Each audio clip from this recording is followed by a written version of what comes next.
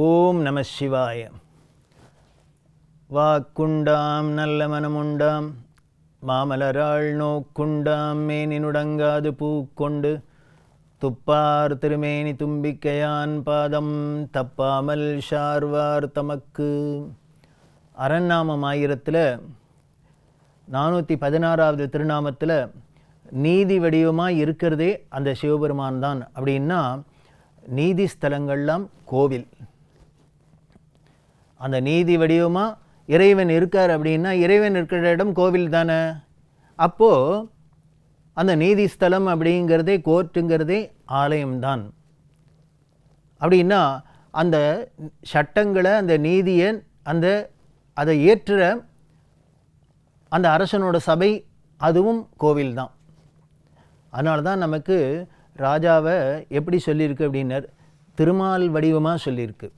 ராஜாவை பார்க்குறதே வெறுங்கையோடு பார்க்கக்கூடாது, அவரை பார்த்தா வணக்கம் தெரிவிக்கணும், நமஸ்காரம் பண்ணணும். இதெல்லாம் சொல்கிறதுக்கு காரணம் என்ன அப்படின்னர், இந்த நாட்டில் உள்ள ஜனங்களெல்லாம் காப்பாற்றுறதுனால பரிபாலனம் பண்ணுறதுனால, இந்த பரிபாலனம் பண்ணுறதுங்கிறது யாரோட வேலை?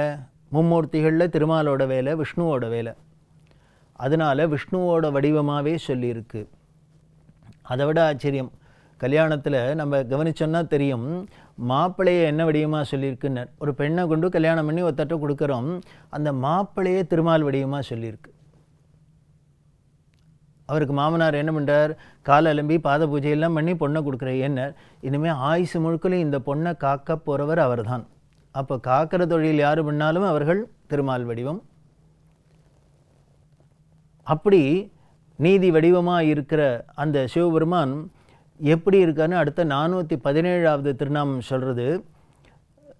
இதை கேட்டோன்னே நமக்கு ஒரு ஆச்சரியமாக இருக்கும், ஷாக்காக கூட இருக்கும். ஏன்னர் முதல்ல 16வது திருநாமம் என்ன சொல்லித்து, நீத்தியை நமஹா அப்படின்னு நீதி வடிவமாக இருக்காருன்னு சொல்லித்து.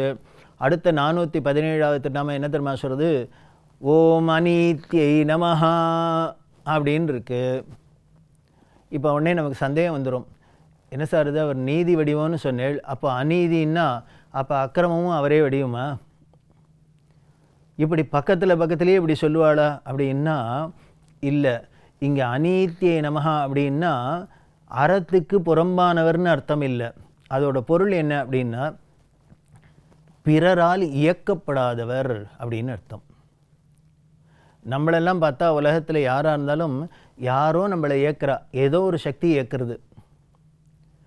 இப்போ எனக்கு ஒரு விஷயம் பிடிக்கல அப்படின்னா கூட ஏதோ நம்ம வீட்டில் சொல்கிறா, அப்பா சொல்கிறான்னு கேட்க வேண்டியிருக்கு, அம்மா சொல்கிறான்னு இதை செய்ய வேண்டியிருக்கு, கணவன் சொல்கிறான்னு மனைவி செய்ய வேண்டியிருக்கு, மனைவி சொல்கிறான்னு கணவன் செய்ய வேண்டியிருக்கு. இப்படி யாரோ ஒருத்தனை நம்மளை ஒவ்வொரு காரியத்தில் தூண்டுறா, அதனால நம்ம செய்ய வேண்டியிருக்கு. அப்படின்னாலே இதுக்கு காரணம் அவர்கள் தான். ஸோ அவர்களால் இயக்கப்படுறோம் அப்படின்னு அர்த்தம். ஆனால் இவர் எப்படி இருக்கார்னர், இப்படி யாராலையும் இயக்க முடியாதவர். ஏனர் அவராகவே இயங்கினா உண்டு. ஏனர் பலவதே அப்படின்னு நமகா, அவர் பலத்துக்கெல்லாம் அதிதேவதை. அதனால் அவர் தான் எல்லாரையும் இயக்க முடியுமே வழிய அவரை யாரும் இயக்க முடியாது. அதனால தான் அநீத்தியை நமகா அப்படின்னு சொல்லியிருக்கு. அப்படின்னா அநீத்தியை நமகா அப்படின்னா நீதி தவறியவர்னு அர்த்தம் இல்லை.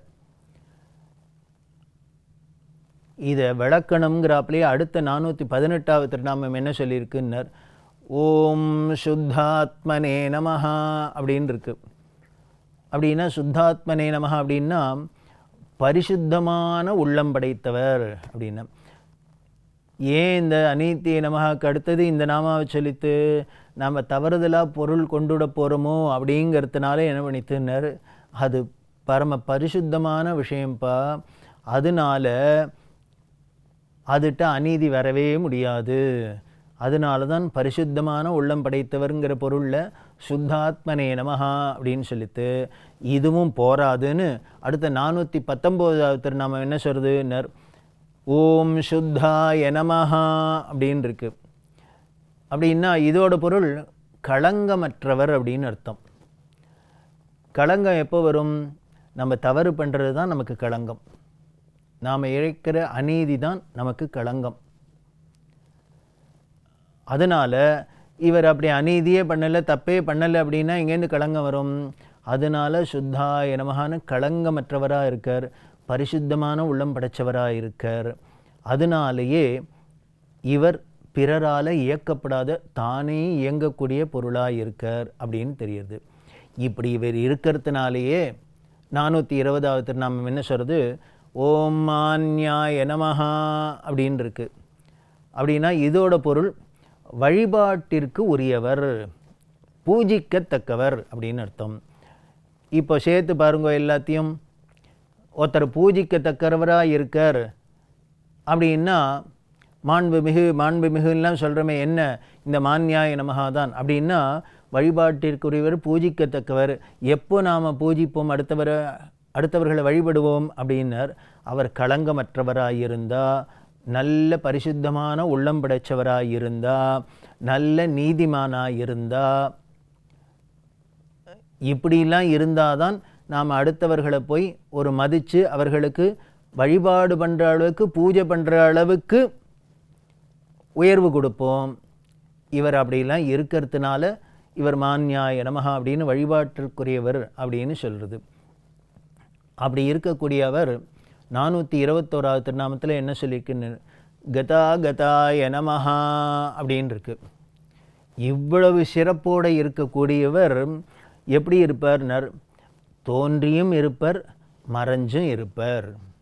கதா கதாய நமஹான்னா அப்படின்னா கண்ணுக்கு புலப்படுறாப்பில் தெரிகிறாப்பிலையும் இருப்பர், தோற்றத்தோடையும் இருப்பர், கண்ணுக்கு புலப்படாத மறைஞ்சும் இருப்பர். இது நமக்கு நன்னாவே புரிஞ்சிருக்கு. கடவுள் எப்படி இருக்கான்னு கோவிலில் போய் பார்க்குறோம். ஏதோ சிவலிங்க வடிவத்தில், சிலை வடிவத்தில் பார்க்குறோம். அது அர்ச்சாவதாரம் அப்படின்னு கொண்டாடுறோம். ஆனால் அந்த சிலையோ நம்மளோட பேசுகிறாப்பிலையோ, ஏதானும் கை ஆட்டுறாப்பிலையோ கால் ஆட்டுறாப்பிலையோ ஏதானும் தெரியறதோ இல்லை. அது உள்ளுக்குள்ளே அந்த இறை சக்தி இருக்கா இல்லையான்னு நமக்கு சந்தேகம் வர அளவுக்கு கூட அது நம்ம கண்ணுக்கு தெரியாத அளவுக்கு மறைஞ்சிருக்கு. ஆனால் அதே சமயத்தில் அதோட அருள்னால் நமக்கு நடக்கிற விஷயங்களை வச்சுட்டு இல்லை இதுக்குள்ளே சக்தி இருக்குது அப்படின்னு நம்பிக்கிறாப்பையும் இருக்குது. அப்போது நமக்கு அது சிலையாக தெரியல, உள்ளுக்குள்ளே ஜீவனுள்ள நமக்கு கடவுளாக தெரியுது. அதனால தான் இவர் என்னன்னர், இப்படி தோன்றியும் தெரியவர், தோன்றாதையும் இருப்பர்.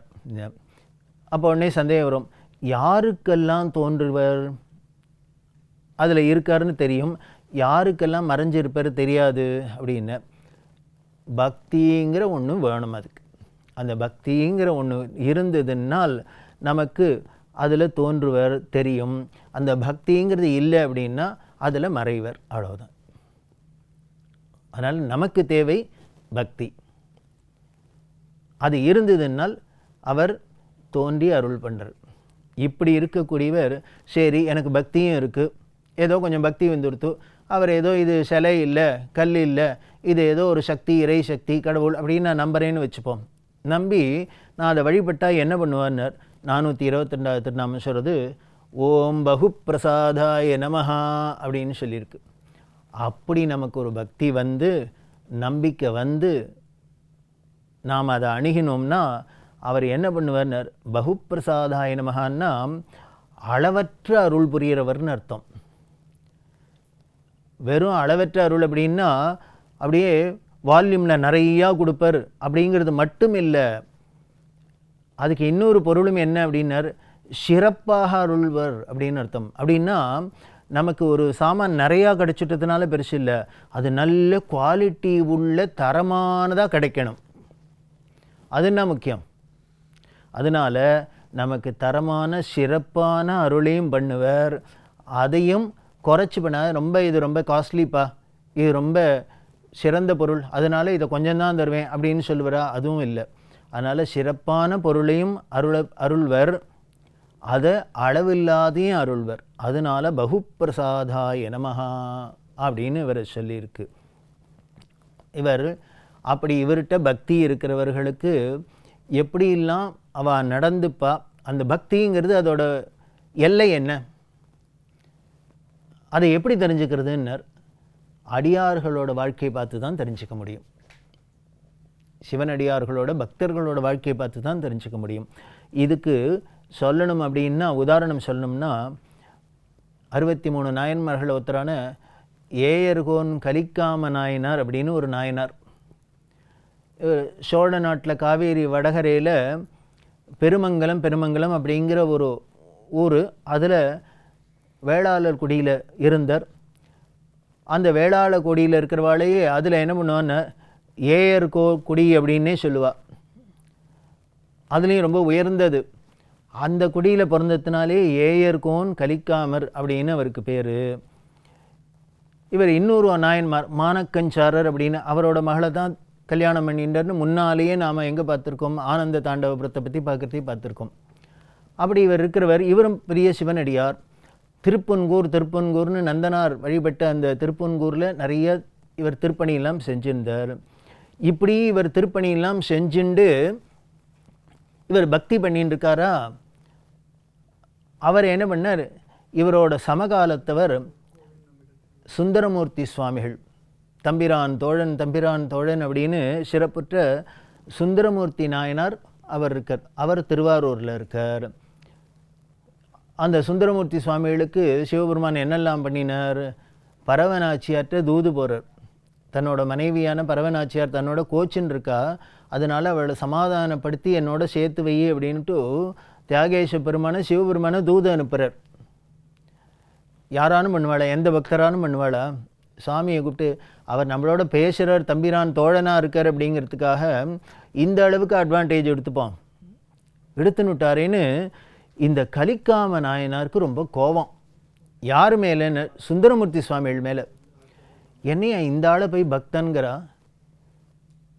ஒரு ஆண்டவன் அவரோட பெருமை என்ன, அவரை போய் சும்மா சாதாரண ஒரு விஷயத்துக்காக தன்னோட குடும்ப பிரச்சனைக்காக அவரை போய் நடந்து போய் ஏவி அவரை சமாதானப்படுத்துன்னு சொல்கிறதா, இது ரொம்ப அநியாயம், அக்கிரமம் அப்படின்னு சுந்தரமூர்த்தி சுவாமிகள் மேலே அப்படி ஒரு கோபம், வெறுப்பு கலிக்காம நாயனாருக்கு. வேடிக்கையாக இருக்குது, 2 பேரும் நாயன்மார்.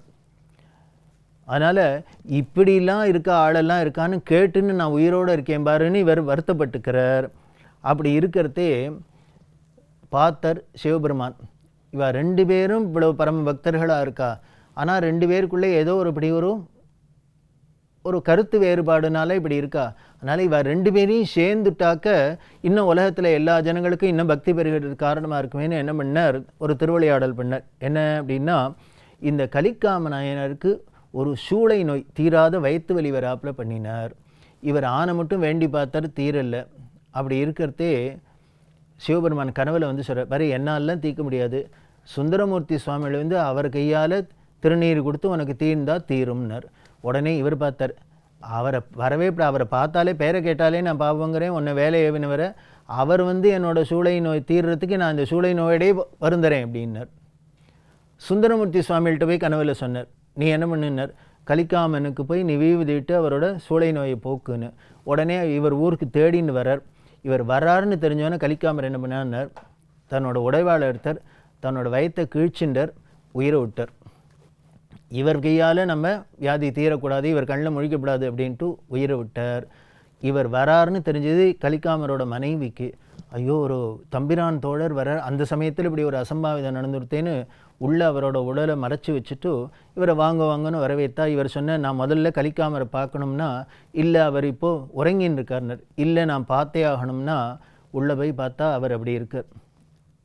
இதை பார்த்துட்டு சுந்தரமூர்த்தி சுவாமிகள் என்ன பண்ணார், இப்படி ஒரு என் மேலே வெறுப்பு வராப்பில் நான் காரணமாயிட்டேனே அப்படின்னு, நானும் இனிமேல் இருக்கிறது பிரயோஜனம் இல்லைன்னு இவரும் உடைவாளை எடுத்து தன் உயிரை மாக்க பொறுத்தே சிவபெருமான் என்ன பண்ண அருள்னால கலிக்காமர் ஏந்துன்னு கையை பிடிச்சார், வேண்டாம் பண்ணிக்காதுன்னு.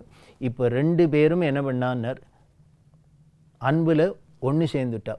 இப்படி ஏயர்கோன் கலிக்காமர் சுந்தர 2 பேரையும் ஒன்று சேர்த்து வச்சு பகுப்பிரசாதாய நமஹா அப்படின்னு நமக்கெல்லாம் வாரி வழங்கியிருக்கார். இப்படி இருக்கிற அடியார்களோட பக்தி நமக்கும் வந்ததுன்னால் நமக்கும் விரும்பியதெல்லாம் அவர் கொடுப்பார்னு தெரியுது. அப்படி இருக்கிறவரோட பெருமையை இன்னும் பல விஷயங்களை தொடர்ந்து பார்க்கலாம். ஓம் நம சிவாய்.